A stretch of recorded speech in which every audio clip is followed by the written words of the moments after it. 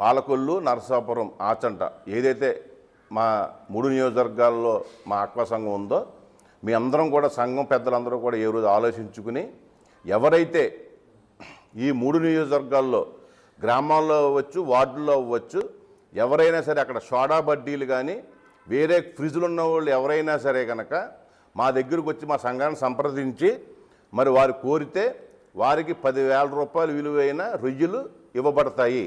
వాళ్ళు ఆ వార్డులో కానీ ఆ గ్రామాల్లో కానీ వాళ్ళు ఆ రొయ్యలు మనం పడిన రేటు మీద లాభం వేసుకుని అమ్ముకోవచ్చు. మళ్ళీ వారికి కావలిస్తే మళ్ళీ డబ్బులు ఇచ్చి ఆ 10,000 సంబంధించింది పట్టుకెళ్ళొచ్చు.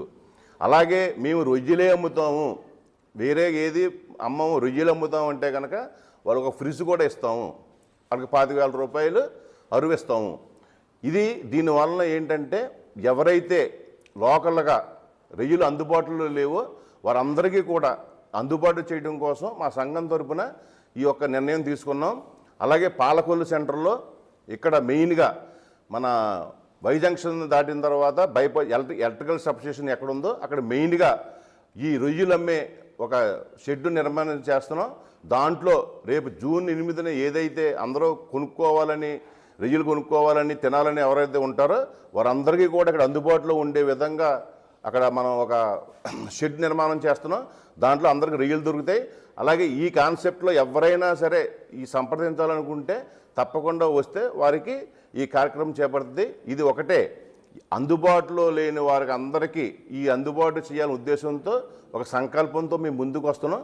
తప్పకుండా ఈ 3 నియోజకవర్గాల్లో ఉన్న ఎవరైనా సరే మమ్మల్ని సంప్రదిస్తే వారికి ఈ వెసులుబాటు కలగజేస్తాం.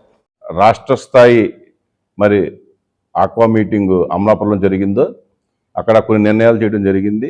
దాంట్లో ముఖ్యంగా ఏదైతే ఆరోగ్య రక్ష అనే కార్యక్రమం తీసుకుని మరి ఏదైతే రేపు జూన్ 8వ తారీఖు మొగసర కార్తె ప్రవేశిస్తుందో మరి పూర్వం పెద్దలు మొగసర కార్తె ప్రవేశించినప్పుడు ఆ మొగసర కార్తె అన్నాళ్ళు కనుక రొయ్యలు, చేపలు ప్రతి ఒక్కరూ కూడా ఇంట్లో ప్రతి ఒక్కరూ తింటే మరి ఆ రొయ్యలు, చేపల్లో ప్రోటీన్ ఉంటుంది. అది ఏ విధమైన అనారోగ్యం కాదు. ఇలా వరల్డ్లో మెడికల్ సైన్సెస్సే ధృవీకరించింది. ఇలా మనం అవుట్ ఆఫ్ కంట్రీస్లో అందరూ కూడా ఇలా రొయ్య తిని ఆరోగ్యంగా ఉంటున్నారంటే కేవలం మన దేశంలో, మన రాష్ట్రంలో దాని మీద చెడు అభిప్రాయం ఉండి దానివల్ల చెడు ఉంటుందని అభిప్రాయంతో చాలామంది దూరంగా ఉంటున్నారు. మరి మన పూర్వం ఎవరైతే పెద్దలు ఈ విధంగా పాటించారో మనం కూడా రేపు మొగసర కార్తె ప్రారంభించిన జూన్ 8వ తారీఖున కనుక ఈ రాష్ట్రంలో కానీ దేశంలో కానీ ప్రతి ఇంట్లో ఒక కేజీ రొయ్యలు, కేజీ చేపలు కొనుక్కుని మరి ఆ నెలంతా కూడా మనం కనుక మరి అవి కనుక తినగలిగితే సంవత్సరం పాటు మనం ఆరోగ్యంగా ఉంటాం. మరి ఆ రకంగా ప్రతి ఒక్కరూ కూడా మరి ఈ ఏదైతే మనకి మంచి ప్రోటీన్ ఇచ్చి ఇవాళ మన ఆరోగ్యాన్ని కాపాడే ఏదైతే ఇవాళ మనకున్న చేపలో కానీ రొయ్యలో కానీ ఎక్కడ యాంటీబయాటిక్ కానీ ఎక్కడ ఏ విధమైనవి లేవు. మనం చూస్తున్నాం ఇవాళ అన్నీ కలుషితమైపోయినాయి. అన్ని రకాల ఔషధాలు వాడి మరి ఏదైతే కలుషితమైన ఉన్నాయో మరి ఈ ఆరోగ్యంగా ఉన్న ఈ రొయ్యల్ని, చేపల్ని ప్రతి ఒక్కరు కూడా దీన్ని మరి ఇంట్లో ప్రతి ఒక్కరు కూడా తినాలని ఆ రోజు ప్రతి ఒక్కరు కూడా ఒక కేజీ రొయ్యలు, కేజీ చేపలు కొనుక్కుని మరి అందరికీ ఒక మెసేజ్ రూపంలో ఇవాళ ఈ దేశంలో ప్రతి ఒక్కరు కూడా యూత్ కానీ అందరూ కూడా సోషల్ మీడియా ద్వారా ఇది అందరికీ తెలియజేసి మరి ఈ విధంగా ఈ ఆరోగ్య రక్ష అనే దాన్ని ప్రజల్లోకి తీసుకెళ్లాలని చెప్పి మా సంఘం తరపున అందరినీ కోరుకుంటున్నాం.